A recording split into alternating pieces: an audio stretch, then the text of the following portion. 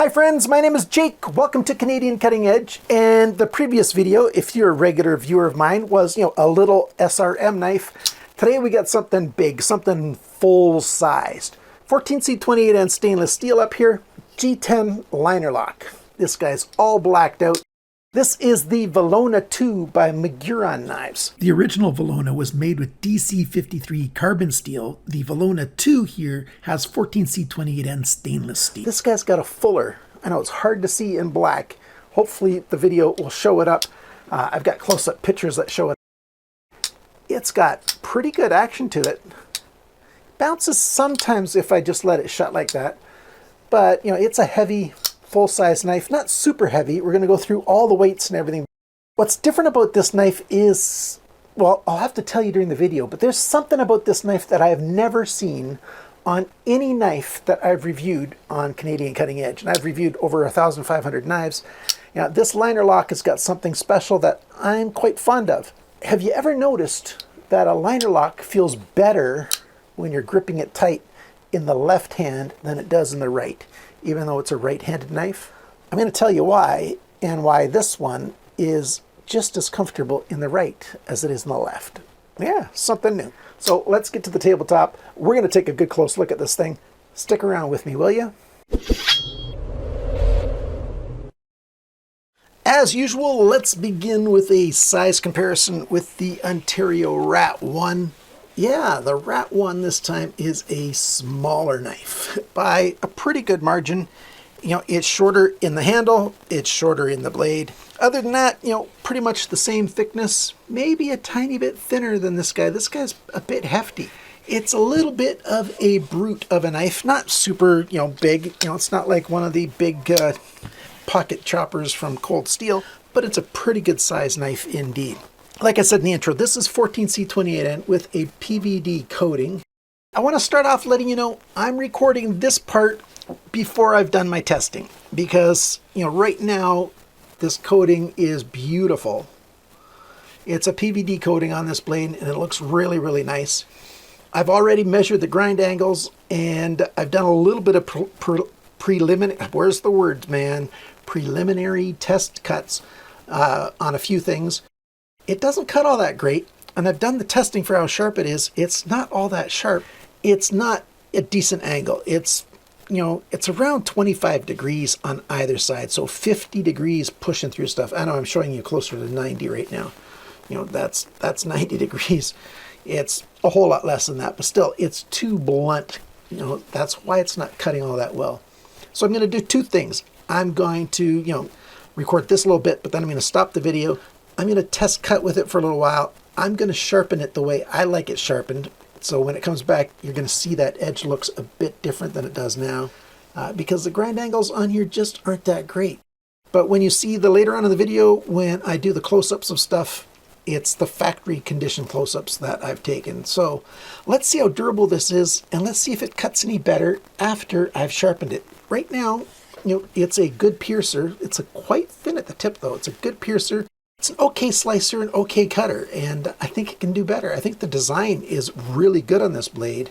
It's just the sharpening that has let it down a little bit. So let's go do that stuff. And you're going to see me in just a second, but it's going to be about a week later for me. So I've done a bunch of cutting with it after I sharpened it. You can see that nice mirror edge on there now. And yeah, it cuts an awful lot better. That's what the factory cutting looked like. Just take a look at that edge. That's pretty rough.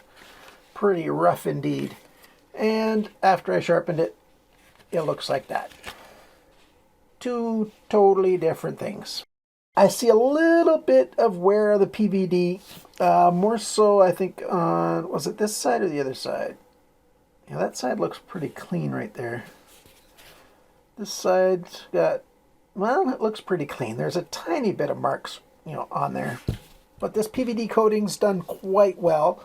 Miguron makes, a few knives that are on a lower price range like this one, but they make higher price range knives as well. They certainly know how to do a PVD coating properly. That brings us to the price. What's the price of this thing? Well, it's a good price, $53.95 at White Mountain Knives. Unfortunately, they're out of stock on the day I'm recording this. use the notify me option on there, and you'll be able to get them when they are in stock. I'll see if I can find some other places that have them and let you know down below.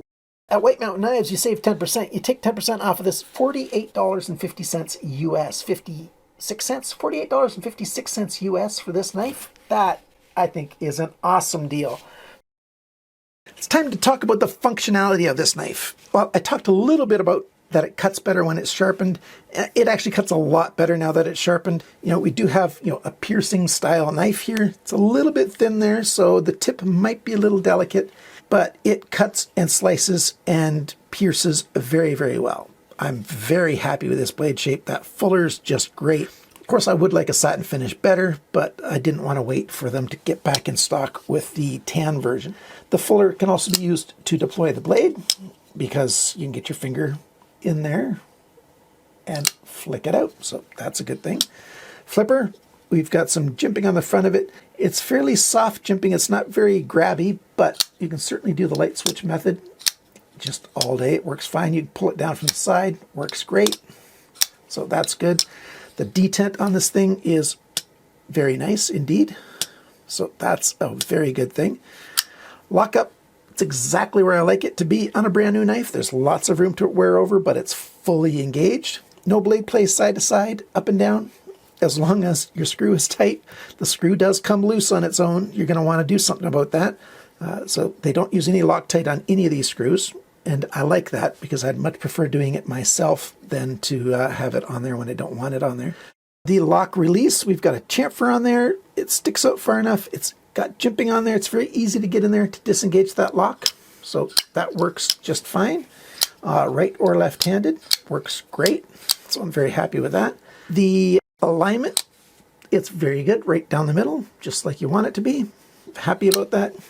The balance point is right there. Yeah, I prefer it to be over here instead. It's not terrible, but it's not very good. It's not that big of a deal to me. What's that unique thing that I wanted to talk about? Well, it's this. You notice how you've got a cutaway down here to get to that lock release? That makes it very comfortable in the left hand. On almost every knife that you get, here's the rat one again, you've got that, you know, big cutaway right there. And in the left hand, I could cut for a long time with this because it's very comfortable. But in the right hand, you don't have that bigger cutaway. And although this is nicely rounded, this is better than most knives for right-handed grip. But if I have to cut for a while, the very first thing that gets hot is right there on that finger because that sticks out further. On this knife, look at that. They did a big cutaway on this side as well. When you're in the right hand, it's just as comfortable as on the left hand. I've never seen that before, and I've done a lot of knife reviews. Probably like 1,300. Now I said 1,500 at the beginning, but it's a little over 1,500 videos that I've done, but 1,300 reviews or so, and this is just great. So in the hand, it feels very comfortable for a long time. Oh, by the way, the pocket clip has T8 screws right there, which is nice. All the screws are T8. They're all flush screws. Happy with that. They're nice and deep. There's not a lot of play in them. You put the screwdriver in there and it clicks in there, and there's very little play on all of these screws. And so I'm very happy with that. So good thing. The pocket clip itself, it's a nice stiff pocket clip. It's not a deep carry pocket clip.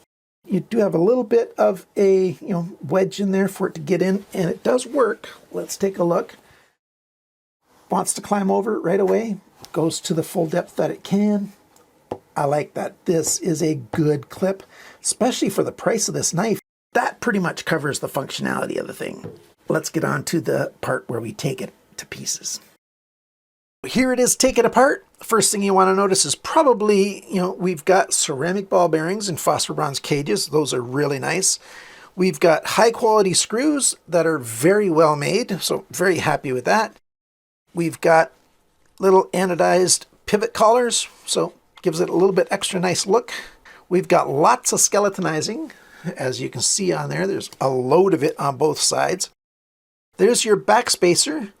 If you want, you can use this knife without the backspacer, make it a tiny bit lighter. There's a standoffs right there, so this knife can very easily function, let me see if I line these things up right. It can very well function without a backspacer. You can still use the lanyard hole back there. You know, it's not pretty standoffs, but it works just fine. So if you prefer it without, you know, maybe spray paint those black. We've got a round pivot pin here, but Miguron puts this little shelf right here, and it sits on that shelf right there, so that keeps it from spinning. It's the best of both worlds. It's, if I line it up, it's not a free spinning pin, but it's a fully round pin, so that's a really good thing. I really like the construction a lot. Time for all the dimensions, measurements, all that stuff. How much does this thing weigh? 152 grams, 5.36 ounces. The factory sharpness, 200 bests. That's a bit worse than average, you know, a good bit worse than average. It's not terrible, but it's not great either. It's at 40 bests right now, and I could make it a whole lot sharper than that yet too, but yeah, it's nice and sharp now. The blade length and the cutting edge length are identical down to the 1/10 of a millimeter. 103.1 millimeters, 4.06 inches. The thickness of the blade, 3.58 millimeters, 0.141, so well over 1/8 of an inch. The blade depth, the biggest point is right about here, 29.2 millimeters, 1.15 inches. How thick is it behind the grind? Measured in 3 places. The average is 0.46 millimeters, 18 thousandths of an inch. So I like that a lot.